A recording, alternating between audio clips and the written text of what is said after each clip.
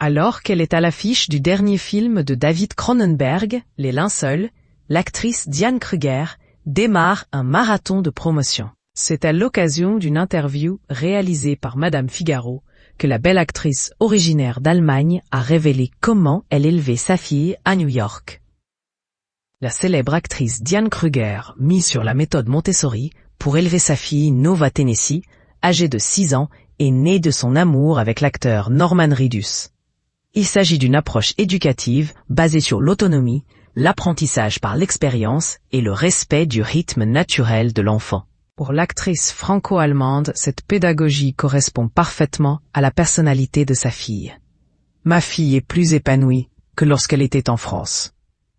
L'école Montessori américaine est plus attentive à la singularité de chaque individu.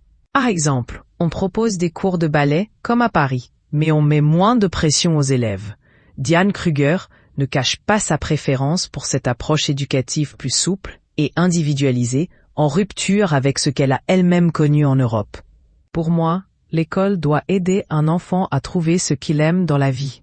La notion très française et allemande de la vie, conçue comme un ensemble d'épreuves dures, ne fait plus du tout partie de ma conception. Tout s'accomplit plus facilement dans la joie, a-t-elle expliqué. Une philosophie qui privilégie l'épanouissement personnel plutôt que la performance à tout prix. Si elle a choisi d'élever sa fille aux États-Unis, Diane Kruger reste profondément attachée à ses racines européennes. Elle souhaite transmettre à Nova une certaine manière d'être au monde, héritée de son éducation. La force tranquille, le sens de la nuance et un côté plus tempéré dans la façon de raisonner. L'ouverture d'esprit aussi, les Européens sont plus curieux du reste du monde. Des qualités qu'elle considère essentielles à l'équilibre et à la richesse intérieure d'un enfant. Très lucide sur les limites du pays où elle vit, Diane Kruger n'hésite pas à pointer du doigt le manque de recul critique aux États-Unis, notamment dans les médias.